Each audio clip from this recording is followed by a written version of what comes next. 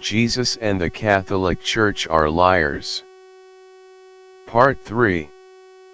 So after about 70 years the God of Israel used Cyrus the Great to free his city Babylon and release the Israelites to go back to Jerusalem and rebuild the temple there. So then who was the God that used Cyrus and King Nebuchadnezzar to do his dirty work? Isaiah 44:28-45. One of the significant events in ancient history is the conquest of Babylon by the Persian king, Cyrus the Great. On October 4, 539 BC, the Persian army entered the city of Babylon, which was then the capital of the Babylonian state, in central Iraq. This was a bloodless campaign and no prisoners were taken. Later, on November 9, King Cyrus of Persia visited the city. Babylonian history tells us that Cyrus was greeted by the people, who spread a pathway of green twigs before him as a sign of honor and peace. Cyrus greeted all Babylonians in peace and brought peace to their city. On this great event, Cyrus issued a declaration, inscribed on a clay barrel known as Cyrus's inscription cylinder. It was discovered in 1879 by Hormuz Rassam in Babylon and today is kept in the British Museum. Many historians have reviewed it as the first declaration of human rights. Cylinder seal and inscription of Cyrus the Great, a Zoroastrian king. I am Cyrus, king of the world, great king, mighty king, king of Babylon, king of the land of Sumer, and the great God caused the big-hearted inhabitants of Babylon to me. I sought daily to worship him. My Akkad, king of the four quarters, son of Cambyses, great king, king of Anshan, grandson of Cyrus, great king, king of Anshan, descendant of Tispes, great king, king of Anshan, progeny of an unending royal line, whose rule Bel and Nebu cherish, whose kingship they desire for their heart's pleasures. When I well disposed, entered Babylon, I established the seat of government in the royal palace amidst jubilation and rejoicing. Marduk, numerous troops moved about undisturbed in the midst of Babylon. I did not allow any to terrorize the land of Sumer and Akkad. I kept in view the needs of Babylon and all its sanctuaries to promote their well-being. The citizens of Babylon. I lifted their unbecoming yoke. Their dilapidated dwellings I restored. I put an end to their misfortunes.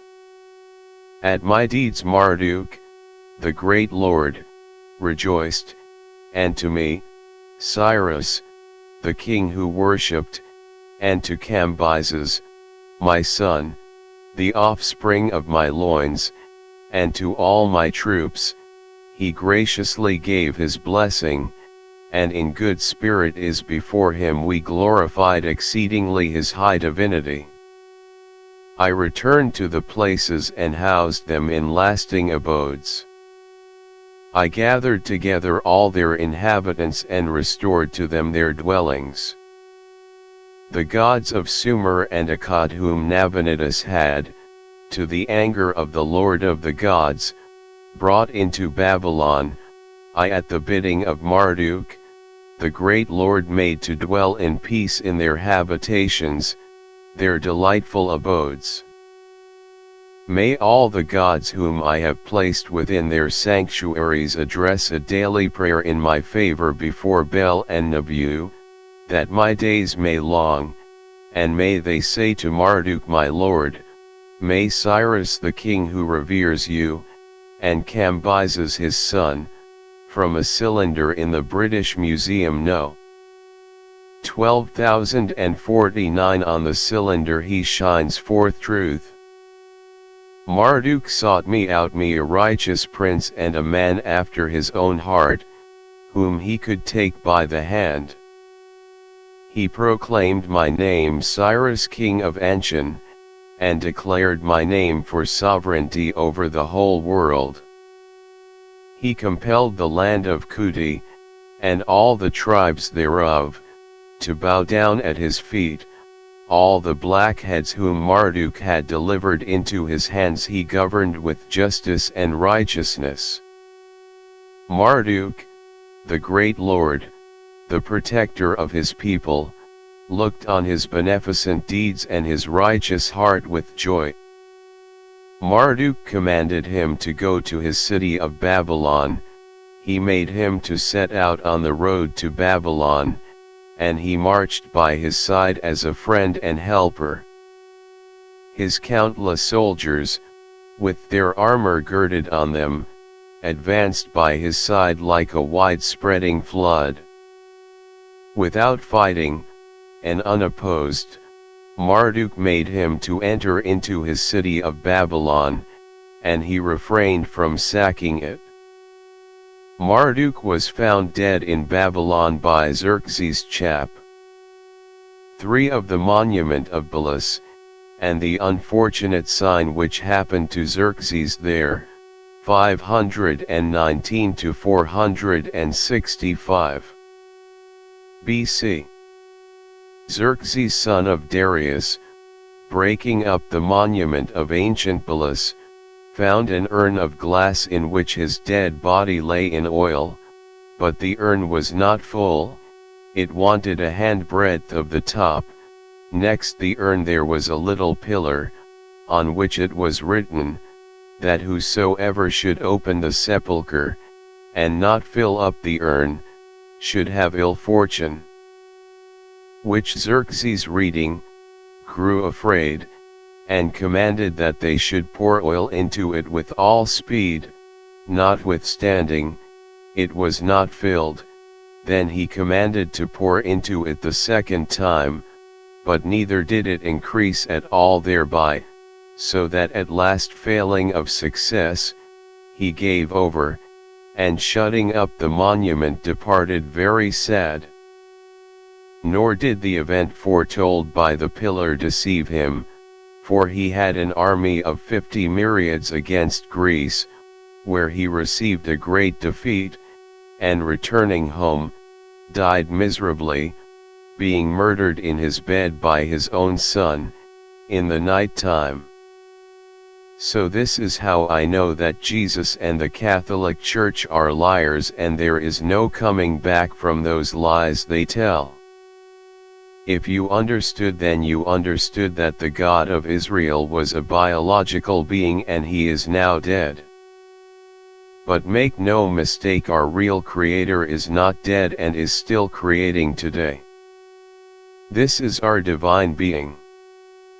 But the intelligence of the divine being, the consciousness of the Supreme God, is the only truth, and this truth cannot be discovered, no, nor so much as its shadow, in this world full of illusion, of changeful appearances, and of error, where things are known only in the dimension of time.